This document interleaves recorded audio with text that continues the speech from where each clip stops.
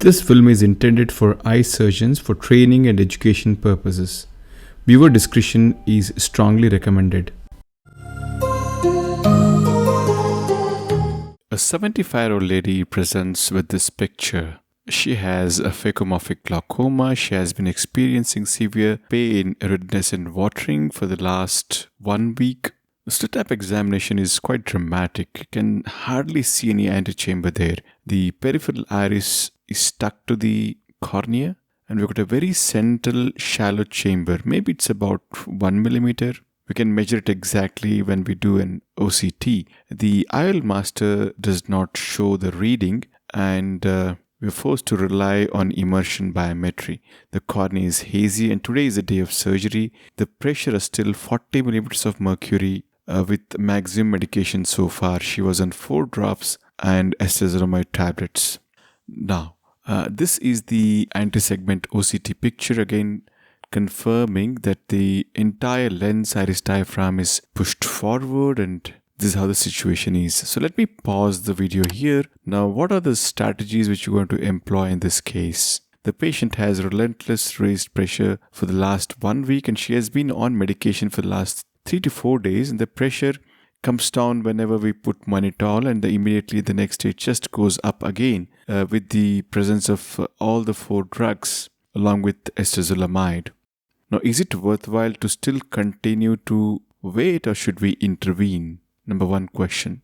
If we decide to intervene, assuming that once we give the IV mannitol, the pressure drops down a bit and maybe we can consider operating, next question would be, what would be the intraoperative strategies? Now, how do we deepen the chamber a bit so that the Rhexis can be achieved safely? Okay, we have multiple options listed here. The first option, which is quite popular among many surgeons, would be to go ahead and do a little bit of a pars plana tap or limited anterior vitrectomy so that it creates some space and we can push back the lens iris diaphragm back by injecting OVD. That's usually the popular number 1 option. Second option would be do a YAG capsulotomy. Many people consider this, that you can just make a small puncture with the YAG laser so that the lens becomes decompressed, and then we can go ahead and do the Rhexis. Number 3, just give IV mannitol and proceed. So after debating all the pros and cons, I wouldn't want to do a YAG laser in this patient simply because the energy which breaks the capsule is unregulated, and the force with which the laser spot hits the anticapsule itself can propagate the tear in an uncontrolled way towards the periphery. So that's not my preferred option, at least in this case. The lens is really tense. Next option would be the pars plana tap, but I would keep it as a last resort. First, I'd just like to go in with my OVD itself and form the chamber and then see how things turn out. If the chamber does not deepen, then definitely I would go and consider the pars plana tap. So limited anterior vitrectomy again is slightly tricky in that situation because we're going to do a blind procedure.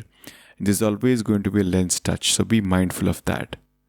I have a different idea in this case. So what I'm doing is the patient is on IV mannitol, then we're going to give oral glycerol as well, and the patient is on oral acetazolamide. The pressure before starting all this was 40. And then addition to all this, I'm going to give an peribulbar block, and then we're going to give a massage. So to document any anterior segment changes, we're trying to do the anterior segment OCT before and after all these interventions. So this is how the anterior segment OCT looked before IV mannitol and the peribulbar block and massage. And this is how the OCT looks like after you are doing all these maneuvers. Well, there is some significant improvement in the chamber depth. If you can zoom into the peripheral iris, we can see that there is some amount of space which is created now, although very minute, but still it's there. The angle opening is slightly improved, and coming to the central chamber depth, there is an increase in about 100 microns in the central chamber depth. So although it's not very significant, but definitely it has given us some room to maneuver. But in spite of all this, I'm going to keep that pars plana tap or anterior vitrectomy at the back of my head. I'm going to use it if required.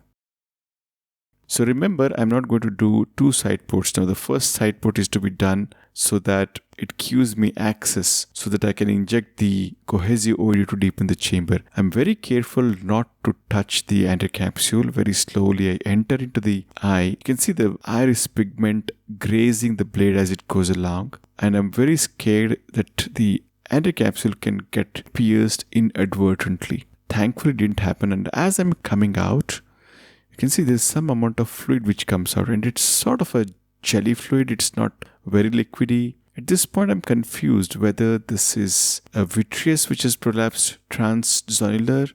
That was my initial thought, but this is also the area where there was some exudation, so maybe it could be just the exudate. I'm not sure. So nevertheless, time to stain the capsule, and it's important for me to ensure that the capsule is very well stained. So I'm very careful, drop by drop. I'm just trying to stain the entire part of the anterior capsule.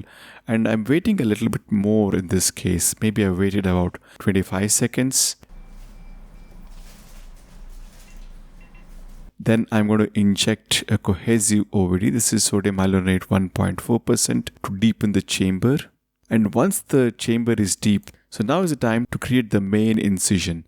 I'm sitting temporarily. In this case, I'm making a conscious decision to create a transconjunctival sclerocorneal tunnel before entering the antechamber.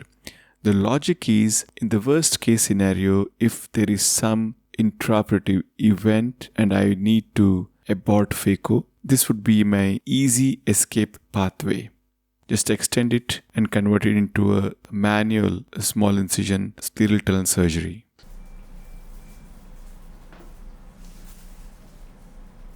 So time to perform the most important step of the surgery, the Rhexis. So the strategy is very clear. Make a puncture, raise the flap, do a mini Rhexis, decompress the bag, and then do a second enlarged Rhexis. The challenge which I'm worried about is, before completing the mini Rhexis, there is a high risk of the Rhexis extending. That is my major concern. So I puncture the capsule, and as I'm trying to raise the flap, it already is hinting that it's want to run away. So I just want to replenish the ovary again. Please observe the ovary is not being placed in the center of the opening, but it's placed in the far off periphery. Quickly go ahead and grasp the forceps because we don't have time to waste because it can just propagate later. Let me finish the Rhexis here.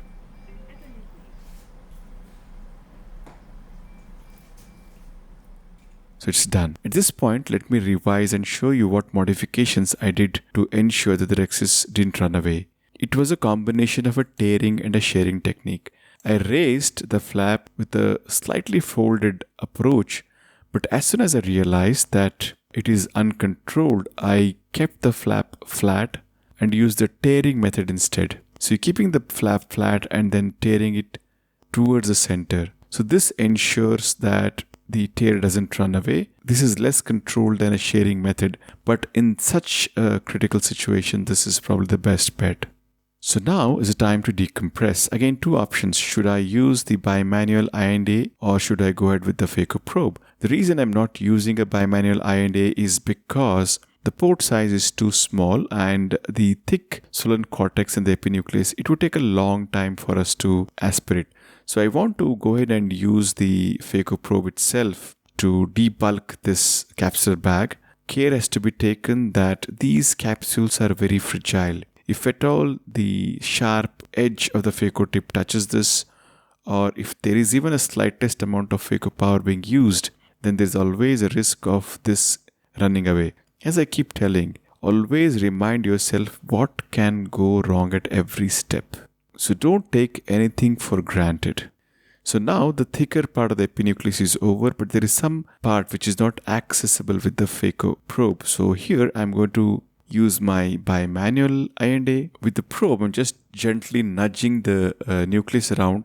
Nudging the nucleus around helps us to loosen up some of the cortex and then it can be aspirated out.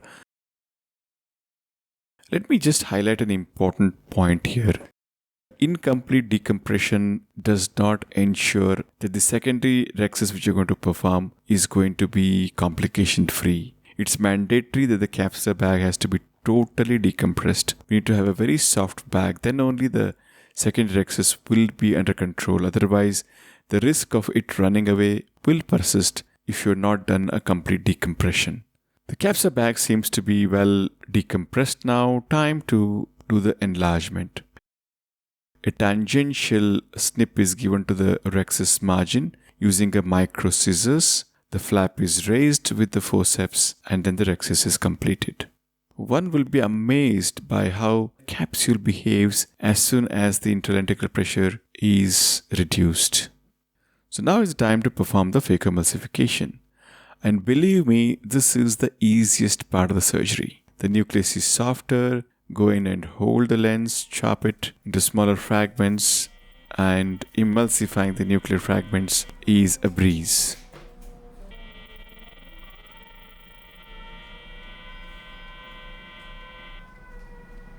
So again, I just like to highlight a very critical point. Never take anything for granted. Remember that it's not over until it's truly over. So when you're trying to do the cortex aspiration, there would always be a risk of causing zonal adhesions or a PC tear. So I'm just going to put in the lens first inside the bag and then do the cortex aspiration. So thankfully the cortex is not much and it could be easily pulled out.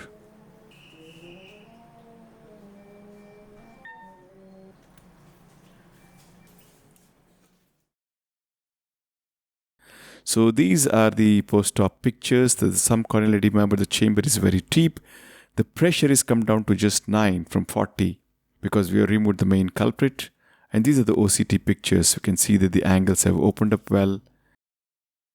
And eventually the patient continues to do well. So this case was challenging. But I felt that, meticulous planning does help, and definitely I would recommend this strategy.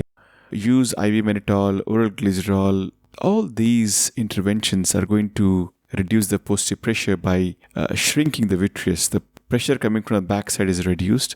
And on top of that, if you can give a proper block and then give a good massage, that would again reduce the positive pressure. And this we documented through the OCT that in fact all these interventions combined did have an impact on the anterior segment. The anterior segment did deepen up, although not very significantly, but was reasonable enough. I would recommend this strategy. First try this, and in the worst case scenario, intraoperatively if you find still the chamber is not deep enough, then obviously you can always go through the pars plana and make a pars plana tap or a limited anterior vitrectomy. So that was it. Thank you for watching and hope you found this helpful.